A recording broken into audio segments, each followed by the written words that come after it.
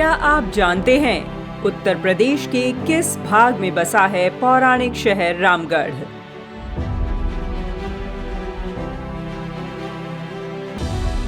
कहाँ है खगोल शास्त्र के ज्ञाता महर्षि अत्रि का शहर अत्रौली?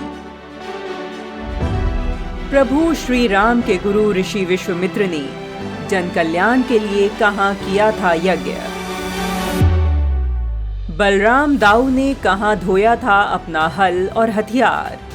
वो कौन सा शहर है जिसका राम के त्रेता युग, कृष्ण के द्वापर युग और महान योद्धा पृथ्वीराज चौहान से है गहरा संबंध?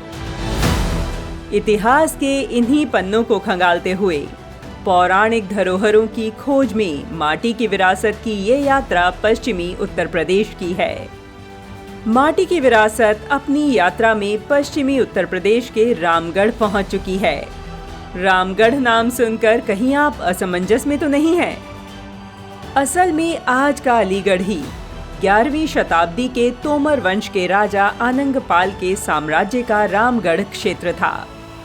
अलीगढ़ का संबंध महाभारत, रामायण और वेद पुराणों से भी रहा है।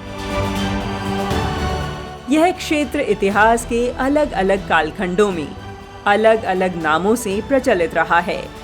वर्तमान का अलीगढ़ द्वापर युग में पांडवकालीन विरासत का अभिन्न अंग भी था।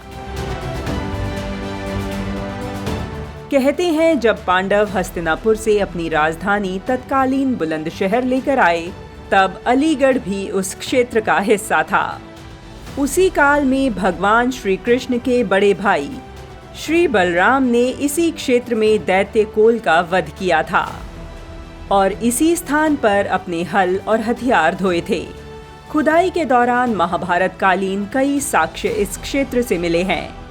पौराणिक काल में अलीगढ़ महर्षि अत्रि का तपस्या स्थली था, जो आज का अत्रौली क्षेत्र है, जिसका वर्णन वेदों में भी मिलता है। महर्षि अत्रि खगोल शास्त्र के महान ज्ञाता थे। उन्होंने खगोल शास्त्र पर अनेक शोध इसी स्थान पर रहकर किए थे और अंतरिक्ष विज्ञान के कई रहस्य भी खोले थे। वाल्मीकि रामायण में भी इस क्षेत्र का वर्णन मिलता है। कहते हैं त्रेता युग में प्रभु राम के गुरु ऋषि विश्वामित्र ने जन कल्याण के लिए यहीं अनुष्ठान किया था। तब यह स्थान विश्वामित्रपुरी के नाम से विख्यात था। समय के साथ विश्वामित्रपुरी बेसवा नाम से जाना जाने लगा। बेसवा तीर्थ स्थल में रुद्रेश्वर महादेव का प्राचीन मंदिर है, जहां शिवलिंग दक्षिण दिशा में विराजमान है। यह तीर्थ ब्रज की 84 कोस परिक्रमा में भी आता है। अलीगढ़ का संबंध बौद्ध और जैन काल से भी रहा है। पुरातत्व विभाग की खुदाई में ऐसे अनेक साक्ष्य मिले हैं। खुदाई के दौरान सासनी के पूर्व में स्थित गोहन खेड़ा के बड़े टीले से बौद्धकालीन प्राचीन मंदिर के अवशेष मिले हैं। बौद्ध काल से अलीगढ़ के रिश्ते को इस बात से भी समझा जा सकता है कि अलीगढ़ पुराने शहर से 12 मील दूर कर्मू और धर्मू नाम की दो प्राचीन इमारतों के खंडहरों में जैन और बौद्धकालीन मूर्तियां पाई गई हैं। माटी की विरासत के इस एपिसोड में अपने रामगढ़ यानी अलीगढ़ की यात्रा को यहीं विराम देते हैं।